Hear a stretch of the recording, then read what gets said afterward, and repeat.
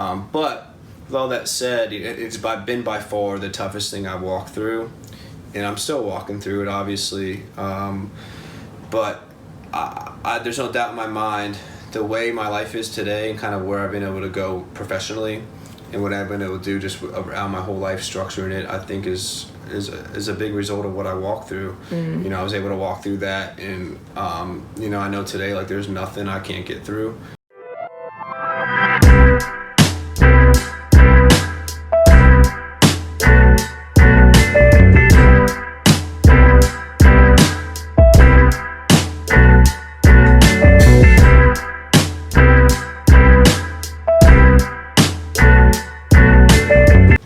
What is the most challenging thing you've been through? So I definitely touched on it briefly. I'll briefly tell the story. When I was 23, my dad got diagnosed with stage 4. I believe it was stage 4 in October of 2015. And then a week or two later, I forget, it was the same week or next week something. He had a stroke from the the cancer. And my mom had a manic episode that week and ended up in the psych ward. And that point in time, essentially like I lost both my parents within a 1 or 2 week span. I forget what the exact timeline was. I just remember come home one day. My dad, who's getting ready to start chemotherapy, just had a stroke, is on the phone with my mother in the psych ward trying to figure out what we need to do with her. And I'm just like coming home, it just doesn't make sense. Like, you need to be resting and sitting down, and it's just like, so it's a lot to take in at once. And so from that point on, until today, really a couple weeks ago, my dad lasted another he was given like 3 or 4 months, or like 3 months. He lasted till June of 2016, so 6 or 8 more months. And I was actually sitting right here in December of 2015 when we found out like there wasn't like anything else doctors could do. That would have been, I think, Thanksgiving, when he was given like a month or 2 to live. And but my mother, from that time frame to now, has been in the hospital multiple times. She's a real bad mental illness, real bad tremors. So I've been like her not complete caregiver, but she's able to do things, but I've taken care of her in that time, which is just obviously taken a huge toll on me and affected me a lot, and it's been a lot on me. And it's kind of full circle. This interview is now.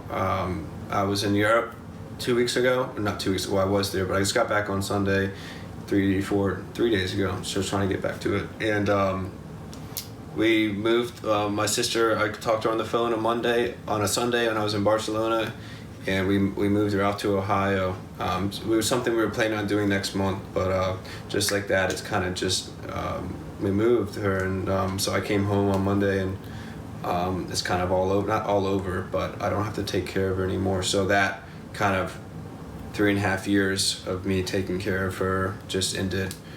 So I'm kind of it's a weirder spot now, coming home to an empty house, which will, like I'll just tell you, we'll begin selling soon. But that definitely by far, I mean, I've gone through other things. I lost my best friend to an opiate overdose. I've lost other friends.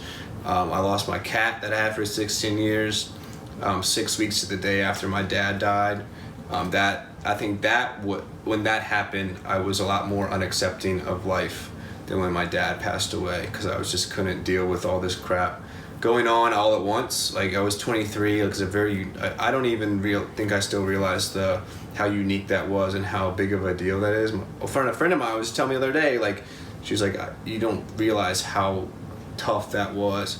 And so yeah, I mean, losing my dad, my mom, and my cat, essentially 3 of the things that I lived with were gone. And that's something that I've had to do a lot of work on since, and something I'm still doing.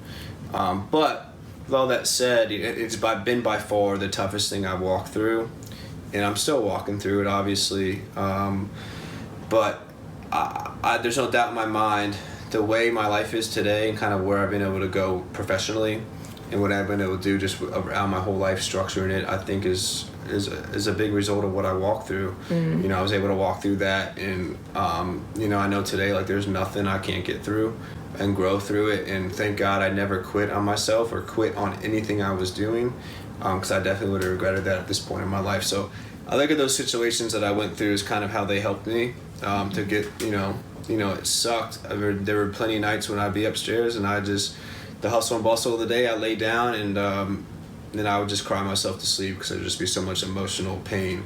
And, but, I look at that as now what those situations did for me, not so much to me.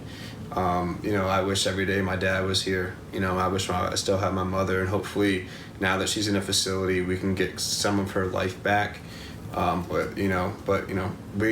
can't just. I was just talking to a buddy of mine who's been sick the past couple weeks with a lung thing, and I remember saying, I was like, well, we can't choose what happens in life, right? We only can decide how we react to it.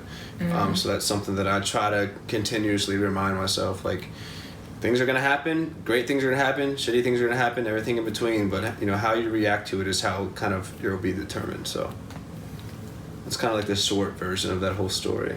There's a lot more to it. Well, thank you for sharing that. Absolutely.